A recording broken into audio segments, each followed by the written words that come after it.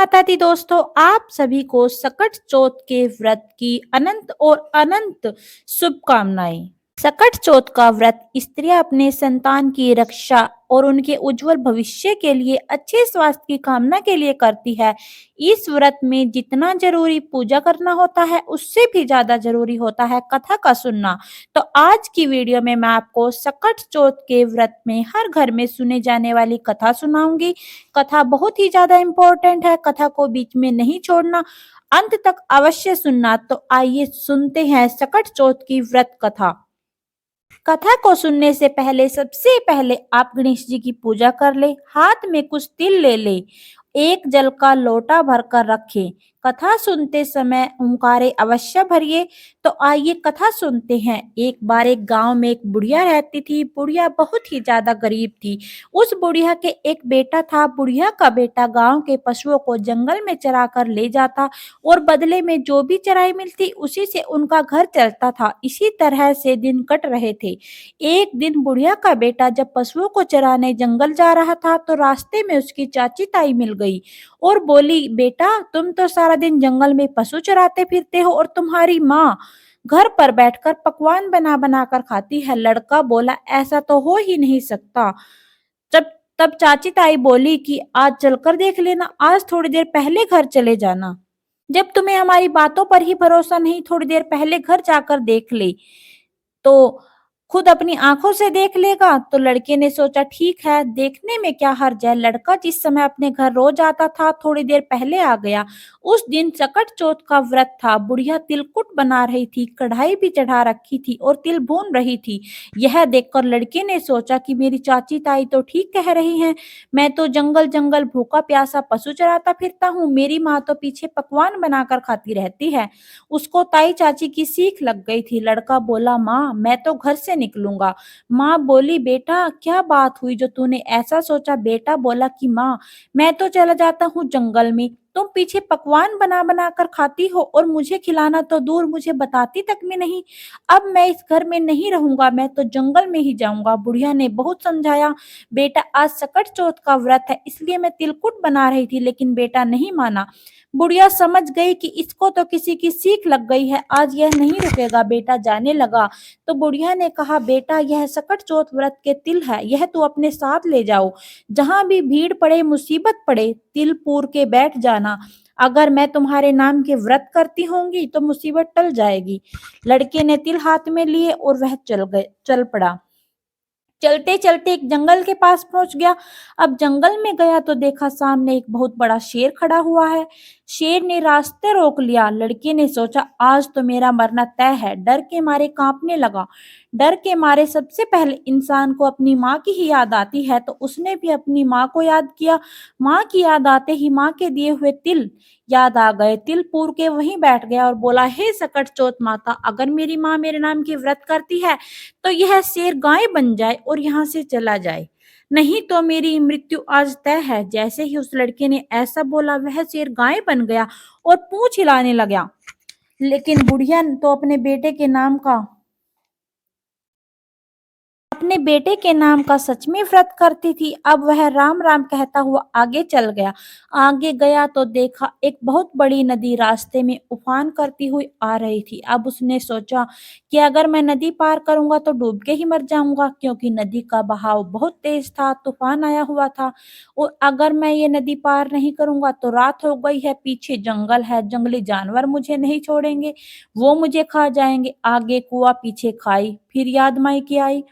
अब तो तिल पूर के फिर बैठ गया और बोला, हे सकट चौथ माई, अगर मेरी माँ मेरे नाम की व्रत करती थी तो यह नदी दो हिस्सों में बट जाए और मुझे रास्ता दे देगी, नहीं तो आज तो मेरा मरना तय है। अब जैसे ही कहा नदी दो हिस्सों में बट गई।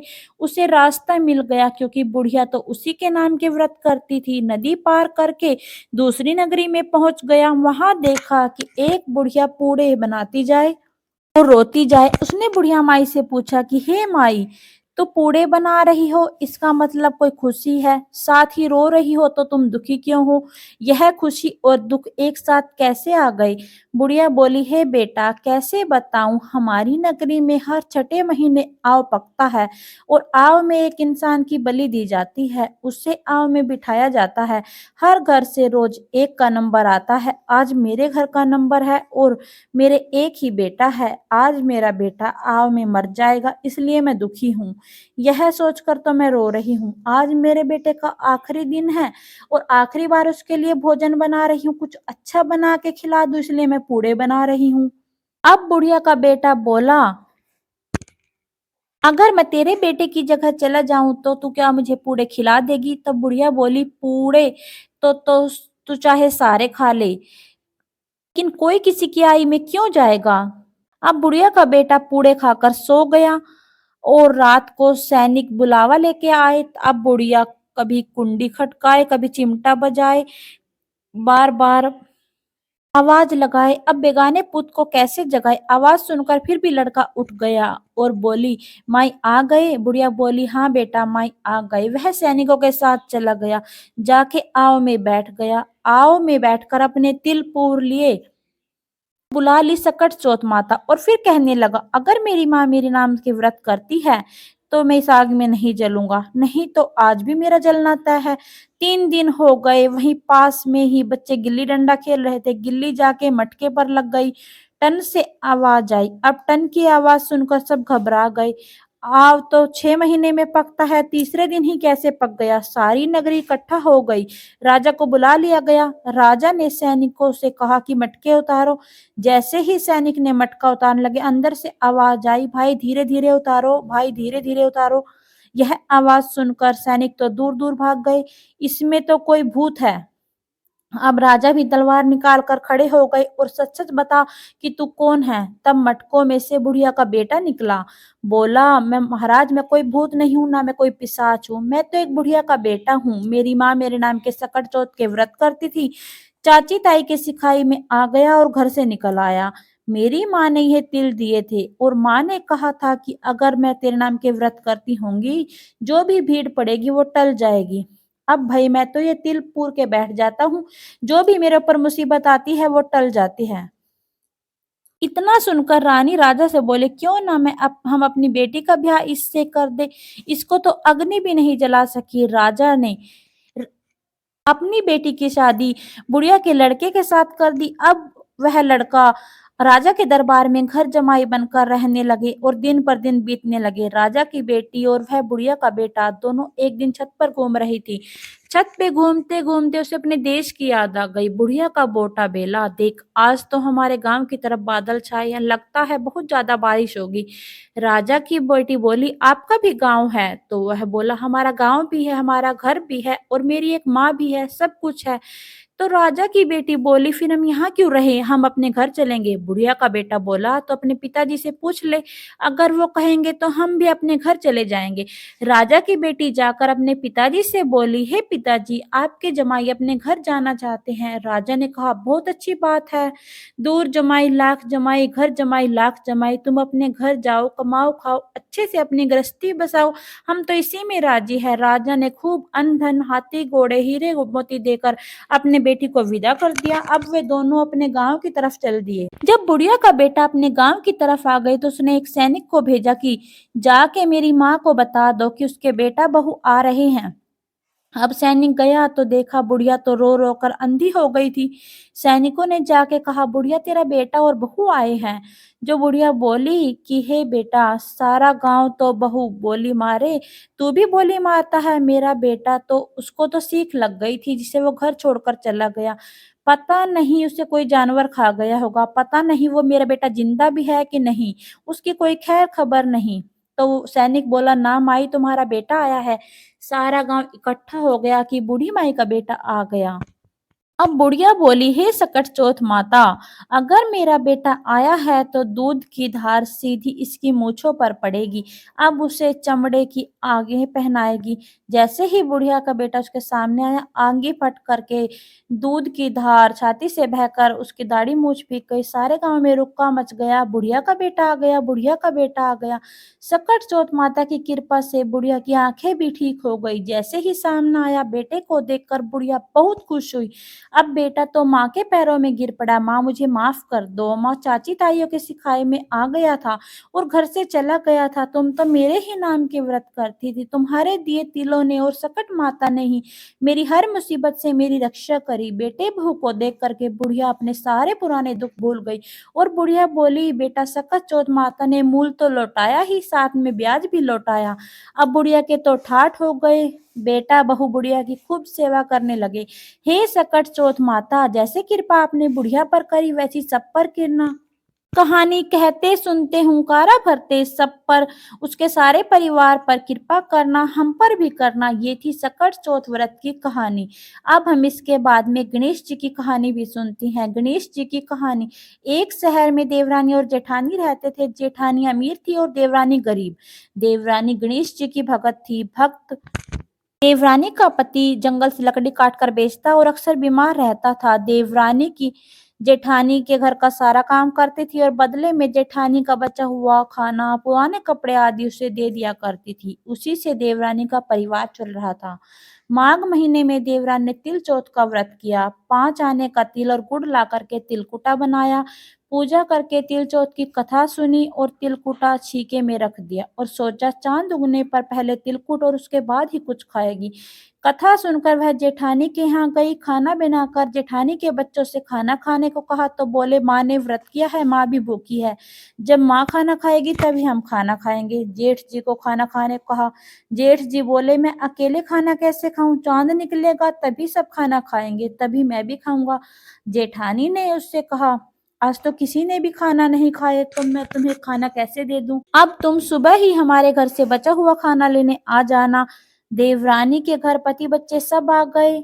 आज तो त्योहार है कि आज तो कुछ पकवान मिलेंगे, लेकिन बच्चों को पता चला कि आज तो रोटी भी नहीं मिलेगी, तो बच्चे रोने लगे और उसके पति को बड़ा गुस्सा आया। और पति कहने लगा कि तू सारा दिन काम करके भी जब खाना नहीं ला सकती, 2 रोटी नहीं ला सकती, तो उनके घर काम ही क्यों करती है। पति ने गुस्से में आकर पति को कपड़े धोने की मोगरी से मारा। मोगरी हाथ से छूट गई तो पाटे से मारा। बेचारी गणेश जी को याद करती हुई रोते रोते पानी पीकर सो गई। उस दिन गणेश जी देवरानी के सपने में आई और गणेश जी कहने लगे, हे धोबन से पिटने वाली, तू सो रही है या जाग रही है। वह बोली, कुछ सो रही हूँ, कुछ जाग रही हूँ। गणेश जी बोले, भूख लगी है, कुछ खाने को दे। देवरानी बोली, मैं गणेश जी तुम्हें क्या खाने को दूं, मेरे घर में तो खाने के लिए कुछ नहीं है, मेरी जेठानी मुझे बचा खुचा खाने को देती है, आज तो वो भी नहीं मिला। पूजा का बचा हुआ तिलकुटा छीके में पड़ा है, वही खा लो। तिलकुटा खाने के बाद गणेश जी बोले, हे धोबन मारी पाटे मारी, अब मैं निमटाई कहाँ करूँ, कहाँ निमटूँ? तब देवरानी बोली, यह सारा घर पड़ा है, जहाँ चाहे वहीं निमट लो। तो फिर गणेश जी बच्चे की तरह बोले, अब कहाँ पहुँचूँ? नींद में मगन अब देवरानी को बहुत गुस्सा आया। कब से तंग किए जा रहे हो? सो बोली, मेरे सर से पूछ लो, कहाँ और कहाँ पहुँचोगे? सुबह जब देवरानी उठी, यह देखकर हैरान हो गई कि पूरे घर में हीरे मोती जगमगा रहे हैं। सिर पर विंदायक ने जहाँ पर सिर पे पोंछनी कर गए थे, वहां पर हार टीके आदि सर में जगमगा रहे थे। उस दिन देवरानी जेठानी के यहाँ काम करने नहीं गई। बड़ी देर तक जेठानी ने राह देखी और जेठानी ने बच्चों को देवरानी को बुलाने के लिए भेजा। जेठानी ने सोचा कल खाना नहीं दिया इसलिए देवरानी नहीं आई, वो बुरा मान गई। बच्चे बुलाने लगे, चाची आ जाओ, मेरी माँ बुला रही है। अब देवरानी ने जवाब दिया कि मुझे अब काम की जरूरत नहीं है, उससे कोई किसी और से अपना घर का काम करा ले, मेरे घर में तो भरपूर गणेश जी की कृपा हो गई है। मेरे घर में गणेश जी की कृपा से भरपूर, गणेश जी के कृपा से मेरे घर में अन्न धन के भंडारे भरे हुए हैं। बच्चों ने जाकर माँ को बताया कि चाची के घर में तो पूरे ही हीरे मोती जगमगा रहे हैं। जेठानी दौड़ी दौड़ी देवरानी के पास आई और उसे सब कुछ बता दिया। अब घर लौटकर जेठानी अपने पति से बोली कि तुम भी मुझे धोबन और पाटे से मारो। उसका पति बोला, भली मानस, मैंने तुम्हें कभी मारा है? तुम पर कभी हाथ उठाया जो मैं भी तुम्हें मारूं? मैं तुम्हें नहीं मार सकता। वह नहीं मानी और जिद करने लगी। मजबूरन पति को उसे मारना पड़ा। उसने ढेर सारा घी डालकर चूरमा बनाया और छींके में रख दिया और सो गई। रात को चौक विनायक जी उसके सपने में आए और बोले, भूख लगी है, क्या खाऊं? जेठानी ने कहा, गणेश जी महाराज, मेरी देवरानी के यहाँ तो आपने सूखा तिलकुट खाया होगा। मैंने तो झड़ते चीज में चूरमा बनाकर रखा हुआ है। फल और मेवे भी रखे हैं, जो चाहो तो खा लीजिए। गणेश जी बोले, अब मैं निपटू कहाँ? जेठानी बोली, टूटी फूटी झोपड़ी तो मेरे कंचन महल बने हुए हैं।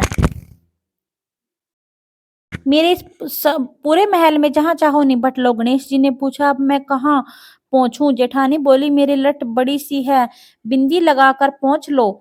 धन की भूख जेठानी को बहुत ज्यादा थी। सुबह जल्दी उठ गई, सोचा घर में हीरे ज्वारा से एक भरा हुआ चूक मिलेगा। लेकिन उसे घर खोला तो घर में बहुत गंदगी फैली हुई थी। उसके सिर में भी गंदगी लगी हुई थी। गणेश जी महाराज, आपने यह क्या कर दिया? मुझसे रूठे तो देवरानी टूटे। जेठानी के घर की सफाई करके जेठानी ने अपने घर की पूरी सफाई की, लेकिन गंदगी फैलती ही रही, फैलती ही रही। जेठानी के पति को मालूम चला तो वह भी गुस्से से भर गया। बोला, तेरे पास इतना सब कुछ था, फिर भी तेरा मन नहीं भरा। परेशान होकर गणेश जी से क्षमा याचना और विनती करने लगी। तब गणेश जी ने कहा, देवरानी से जलने के कारण तूने जो कुछ किया था, उसी का तुझे ये फल मिला है। अब तो अपने धन में से आधा धन यदि उसे दे देगी तो सभी सब साफ होगा। उसने आधा धन बांट दिया, किंतु मोहरों की एक हांडी चूल्हे के नीचे गाड़ दी। उसने सोचा कि किसी को पता नहीं चलेगा और उसने उस धन को बांटा ही नहीं।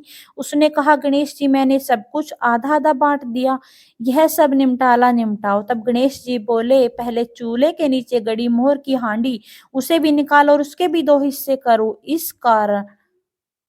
इस तरह से गणेश जी ने छोटे से विनायक के रूप में आकर हर एक छोटी से छोटी चीज का जेठानी देवरानी का बंटवारा किया और अपनी माया समेटी है। गणेश जी महाराज, जैसे आपने देवरानी पर कृपा करी, वैसे ही सब पर करना, और जैसे जेठानी पर कोप किया वैसे किसी के ऊपर मत करना। कहानी कहने, सुनने, सुनने वाले और सुनाने वाले और हुंकारा भरने वाले सब पर कृपा करना।